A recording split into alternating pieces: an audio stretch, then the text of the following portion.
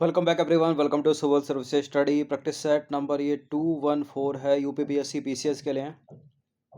इस test series की playlist बना रखी है, वहां पर आप टेस्ट नंबर 1 से लेकर 214 तक पहुंच सकते हैं। डिस्क्रिप्शन बॉक्स में लिंक है उसका। इन सभी टेस्ट का आप फुल टेस्ट सीरीज प्राप्त कर सकते हो। डिस्क्रिप्शन बॉक्स में नंबर है, उस पर कॉल या व्हाट्सअप करके। तो सारे के सारे प्रश्न इंपॉर्टेंट है। पहला प्रश्न है, निम्नलिखित में से कौन सा समुद्री जैव विविधता के दृष्टिकोण से दुनिया का सबसे समृद्ध क्षेत्र है? इनमें से किसी एक की बात हो रही है, जिसमें आपको मिलेंगे ज्वारनमुख, समुद्र तट, निकटवर्ती पर्यावरण के जंगल, समुद्री घास, प्रवाल भित्तियां, नमक दलदल और मैंग्रोव के साथ 21 द्वीप। किसकी बात हो रही है? Sundarban biosphere reserve, Mannar biosphere reserve की खाड़ी और नंदा देवी बायोस्फीयर रिजर्व, या इनमें से कोई नहीं? इसका answer option number B, Mannar biosphere reserve की खाड़ी। तो मन्नार बायोस्फीयर रिजर्व की खाड़ी की बात करें तो मन्नार बायोस्फीयर रिजर्व की खाड़ी श्रीलंका से भारत के दक्षिण पूर्वी तट पर 1,50,000 हेक्टेयर क्षेत्र में फैली हुई है। और बायोस्फीयर रिजर्व में मुहाना समुद्र तट और निकटवर्ती पर्यावरण के जंगलों के साथ 21 द्वीप शामिल हैं। अलगल समुदाय हैं, यहाँ पर समुद्री घास है, प्रवाल भित्तियां हैं, नमक दलदल और मैंग्रोव के साथ एक समुद्री घटक शामिल है। देखिए, मन्नार की खाड़ी जो है वो अलग अलग तटीय पारिस्थितिक तंत्रों से संपन्न है, जिनमें प्रवाल भित्तियां, समुद्री घास के विस्तर और मैंग्रोव शामिल हैं। और समुद्री जैव विविधता के दृष्टिकोण से यह क्षेत्र दुनिया के सबसे समृद्ध क्षेत्रों में से एक है। यह अपनी असाधारण जैविक संपदा के लिए प्रसिद्ध है और महत्वपूर्ण वैश्विक महत्व की समुद्री विविधता का भंडार है। आदिम रूप से आदिम से उच्च रूपों में प्रतिनिधित्व करने वाले पौधों और जानवरों की खाड़ी की 4,223 प्रजातियां इसे भारत के सबसे समृद्ध तटीय क्षेत्रों में से जो है एक बनाती हैं। और यहाँ के अधिकांश द्वीपों में उनके तटरेखाओं और दलदली क्षेत्रों में जो है मैंग्रोव का प्रचुर विकास है। क्वेश्चन नंबर 2 पर आ जाइए। गोंडावन कहाँ पाई जाती है? केवलादेव में, राष्ट्रीय मरुद्यान में, सज्जनगढ़ में, रणथंभौर में। गोंडावन या सोहन चिड़िया या द ग्रेट इंडियन बस्टर्ड की बात हो रही है। ठीक है, तो वो राजस्थान वाला जो एरिया है और उसमें भी राष्ट्रीय मरुद्यान में पाई जाती है। ऑप्शन नंबर बी है इसका आंसर। तो गोंडावन या बड़ा भारतीय तिलोर या ग्रेट इंडियन बस्टर्ड, जिसे सोहन चिड़िया भी कहते हैं, ठीक है, और यह भारत की शुष्क घास भूमियों और भारत से सटे सीमावर्ती पाकिस्तान के चंद्र क्षेत्रों में पाई जाती है। और उड़ने वाले पक्षियों में यह सबसे अधिक वजनी पक्षी है और बड़े आकार के कारण यह शुतुरमुर्ग जैसा होता है। और राजस्थान का राज्य पक्षी है गोंडावन या बड़ा भारतीय तिलोर या ग्रेट इंडियन बस्टर्ड। और इसका वैज्ञानिक नाम क्या है? आर्डेओटिस निग्रिसेप्स। आसान सा प्रश्न है। भारतीय वन्य जीव संरक्षण अधिनियम डैश में लागू हुआ था? सीधे सीधे याद रखिएगा, कब हुआ था ये? 1972। Option number D. तो वन्य जीव संरक्षण अधिनियम 1972। क्वेश्चन नंबर 4 पर आ जाइए। राष्ट्रीय मरुद्यान कहाँ पर स्थित है? राष्ट्रीय मरुद्यान स्थित है Jaisalmer Barmer. Option number C हो जाएगा। देखिए, मरुभूमि राष्ट्रीय उद्यान राजस्थान के थार मरुस्थल में अवस्थित है। यह जैसलमेर जिले से 40 किलोमीटर दूर है। यह उद्यान न केवल राज्य का सबसे बड़ा उद्यान है, बल्कि पूरे भारत में इसके बराबर का कोई राष्ट्रीय उद्यान नहीं है। और इस उद्यान का जो कुल क्षेत्रफल है वो है 3,162 वर्ग किलोमीटर। और उद्यान का काफ़ी बड़ा भाग जो है वो लुप्त हो चुकी नमक की झीलों की तलहटी और कंटीली झाड़ियों से परिपूर्ण है। इसके साथ ही रेत के टीलों की भी बहुतायत है यहाँ पर। और इस उद्यान का 20% भाग रेत के टीलों से सजा हुआ है। और उद्यान का प्रमुख क्षेत्र खड़ी चट्टानों, नमक की छोटी छोटी झीलों की तलहटियों, पक्के रेतीले टीलों और बंजर भूमि से अटा पड़ा है। ये नंबर इस पर कॉल या व्हाट्सएप करके आप फुल टेस्ट सीरीज प्राप्त कर सकते हो। क्वेश्चन नंबर 5 पर आ जाइए। निम्नलिखित में से कौन सा विश्व में सुप्रचारित वन्य जीव अभियान है जिसे 1973 में शुरू किया गया था? कुछ नॉइज आ सकती है बैकग्राउंड से, कुछ बिल्डिंग में काम हो रहा है बगल वाली, इग्नोर करना उसको। बताइए, जिसे 1973 में शुरू किया, कौन सा? प्रोजेक्ट टाइगर की बात हो रही है यहाँ पर। Option number B. तो प्रोजेक्ट टाइगर को भारत में 1973 में शुरू किया गया था। प्रोजेक्ट टाइगर अप्रैल 1973 में प्रधानमंत्री इंदिरा गांधी के कार्यकाल के दौरान शुरू किया गया एक बाघ संरक्षण कार्यक्रम है और 1970 में भारत में केवल 1800 बाघ थे और जिम कॉर्बेट राष्ट्रीय उद्यान में प्रोजेक्ट टाइगर की शुरुआत की गई। क्वेश्चन नंबर 6 पर आ जाइए। कौन सी गैस अपने ग्रीन हाउस प्रभाव से ग्लोबल वार्मिंग में योगदान करती है? Carbon dioxide, nitrous oxide, methane, उपरोक्त में से एक से अधिक। यह प्रश्न अभी 68वीं बीपीएससी की प्रारंभिक परीक्षा में पूछा गया था जो 12 फरवरी को हुई थी। तो ग्लोबल वार्मिंग में तो कार्बन डाइऑक्साइड भी योगदान करती है। अगर मुख्य रूप से कर देते तो आंसर ये हो जाता, लेकिन पूछा है कि कौन सी गैस, तो नाइट्रस ऑक्साइड भी तो है, मीथेन भी तो है, यानी आंसर होगा उपरोक्त सभी। ठीक है, या उपरोक्त में से एक से अधिक, डी कर लो उसको। तो ग्रीन हाउस प्रभाव उत्पन्न करने वाली गैसों की बात करें तो ग्रीन हाउस प्रभाव एक ऐसी घटना है जहां पृथ्वी के वायुमंडल में कुछ गैसें सूर्य से ऊष्मा को अवशोषित करती हैं और ग्रह को, यानी जो अर्थ है अपनी, उसको गर्म करती हैं। इन गैसों को ग्रीन हाउस गैसों के रूप में जाना जाता है। इसमें शामिल हैं कार्बन डाइऑक्साइड यानी CO2, मीथेन यानी CH4, नाइट्रस ऑक्साइड यानी N2O, फ्लोरिनेटेड गैसें हैं और है जलवाष्प। देखिए, इसमें जो कार्बन डाइऑक्साइड है और जो मीथेन है वो दो सबसे महत्वपूर्ण ग्रीन हाउस गैसें हैं। ये प्रमुख गैसें हैं जो ग्लोबल वार्मिंग में योगदान करती हैं, दोनों की दोनों, और ये वातावरण में ऊष्मा को अवशोषित करती हैं और इसे अंतरिक्ष में जाने से रोकती हैं। और इस ऊष्मा के अवशोषित करने से वैश्विक तापमान यानी ग्लोबल वार्मिंग में वृद्धि होती है। ठीक है, विगत कुछ वर्षों में इन गैसों की मात्रा वायुमंडल में बढ़ जाने के कारण पृथ्वी के औसत तापमान में वृद्धि हो गई है। क्वेश्चन नंबर 7 पर आ जाइए। शब्द पारिस्थितिकी को सर्वप्रथम दिया है किसने? Brown, Ritter, Khurana. खुराना मतलब हरगोविंद खुराना की बात हो रही है यहाँ पर, और अरस्तु। एरिस्टोटल बोलते हैं अंग्रेजी में, तो अंग्रेजी का एरिस्टोटल, हिंदी का अरस्तु। सबसे पहले इन्होंने दिया था शब्द पारिस्थितिकी को, सीधे सीधे याद रखिएगा। जियो स्टेशनरी सैटेलाइट से पूछने का एक और नया तरीका, तुल्यांकी। तुल्यकाली उपग्रह की पृथ्वी की सतह से लगभग कितनी ऊंचाई होती है? लास्ट 4 टेस्ट से हम इस पे क्वेश्चन बना रहे हैं। ठीक है, 36,000 किलोमीटर होता है, ये बी है इसका आंसर। तो तुल्यकाली उपग्रह की पृथ्वी की सतह से जो लगभग ऊंचाई होती है वो 36,000 किलोमीटर है। और तुल्यकाली उपग्रह कक्षा में घूमता है जो पृथ्वी के विषुवतीय तल के साथ संरेखित होता है। इसकी घूर्णन की दिशा वैसी होती है जो अर्थ की होती है, यानी पश्चिम से पूर्व की ओर, और यह पृथ्वी के समान कोणीय गति से घूर्णन करता है। ऐसा उपग्रह पृथ्वी पर उस स्थान के सापेक्ष शून्य आपेक्षिक वेग के कारण जो है स्थिर दिखाई देता है। देखिए, पृथ्वी के भूमध्य रेखा के तल में गोलाकार तुल्यकालिक कक्षा को पृथ्वी के भूमध्य रेखा से 35,786 किलोमीटर, अगर मील में देखें तो 22,236 मील, ठीक है, लगभग इसको 36,000 किलोमीटर लिखते हैं। ऊपर तुल्यकालिक कक्षा में जो है, मतलब जो ऊपर की कक्षा है उसको तुल्यकालिक कक्षा के रूप में जाना जाता है। ठीक है, जियो स्टेशनरी ऑर्बिट। क्वेश्चन नंबर 9 पर आ जाइए। कृत्रिम उपग्रह के लिए ऊर्जा का कौन सा स्रोत होता है? देखिए, हमारे पूरे ब्रह्मांड में जितने भी ग्रह हैं सभी के लिए ऊर्जा का जो प्राकृतिक स्रोत है वो सूर्य है, तो यहाँ पर भी सौर ही होगा।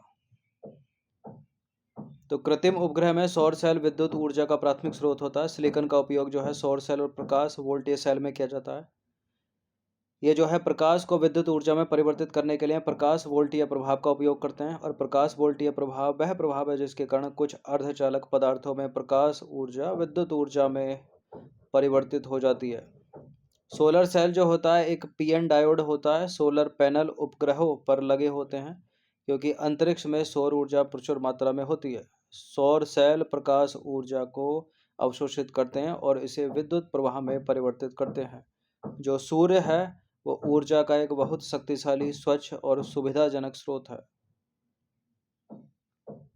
10वां प्रश्न है, पृथ्वी के अपने अक्ष पर घूमने की अवधि के समान कक्षीय अवधि वाले उपग्रहों को डैश के रूप में जाना जाता है? ध्रुवीय उपग्रह, स्थिर उपग्रह, भू स्थिर उपग्रह या इनसैट? देखिए, जियो स्टेशनरी सैटेलाइट की ही बात हो रही है, यानी भू स्थिर उपग्रह इनको बोलते हैं। वैसे ही घूमते हैं जैसे पृथ्वी घूमती है पश्चिम से पूर्व की ओर, घूर्णन काल इनका वही है 24 घंटे का। ठीक है, और इक्वेटर से ऊपर की तरफ लगभग 36,000 किलोमीटर पर जो है रखे जाते हैं। तो भूस्थैतिक पृथ्वी की कक्षा यानी जियो स्टेशनरी अर्थ ऑर्बिट की बात करें तो इसे जियो सिंक्रोनस भूमध्य रेखीय कक्षा भी कहा जाता है। यह एक कम झुकाव वाली कक्षा है और इसमें रखे गए उपग्रह जो है वो स्थिर दिखाई देते हैं। उनके पास एक कक्षीय अवधि होती है जो पृथ्वी की घूर्णन अवधि के समान होती है। तो विकल्प सी करेक्ट हो गया। इसलिए उपग्रह अंतरिक्षयान प्रत्येक दिन एक ही समय आकाश में एक ही बिंदु पर लौटता है। देखिए, संचार उपग्रहों को अक्सर भू-स्थैतिक कक्षा में रखा जाता है यानी कम्युनिकेशन सैटेलाइट को, और इससे अर्थ एंटीना के लिए बिना घुमाए उन्हें ट्रैक करना आसान हो जाता है। और भू-स्थैतिक कक्षा में रखे गए उपग्रह पृथ्वी के भूमध्य रेखा पर सीधे ऊपर की ओर जो है होते हैं 36,000 किलोमीटर की ऊंचाई पर। और जो एक प्रेक्षक को जो ध्रुवों के निकट है वे आकाश के जो है नीचे दिखाई देंगे। और इसरो के भारतीय राष्ट्रीय उपग्रह प्रणाली यानी इनसैट को भू-स्थैतिक कक्षा में रखा गया है और यह एशिया प्रशांत क्षेत्र में सबसे बड़ी घरेलू संचार उपग्रह प्रणालियों में से एक है। एक और प्रश्न पूछने का तरीका बदल सकता है इसी में। देखिए, एक भू समकालिक उपग्रह को डैश ऊंचाई पर रखा जाना चाहिए जिससे कि वह गति करे, यानी ध्रुवीय तल में पश्चिम से पूर्व की ओर, ध्रुवीय तल में दक्षिण से उत्तर की ओर, भूमध्य रेखीय तल में दक्षिण से उत्तर की ओर, या भूमध्य रेखीय तल में पश्चिम से पूर्व की ओर। तो घूमेगा तो वैसे ही है जैसे अर्थ घूमती है, यानी पश्चिम से पूर्व की ओर रखा जाता है ये भूमध्य रेखीय तल में, यानी ऑप्शन नंबर ए है इसका आंसर।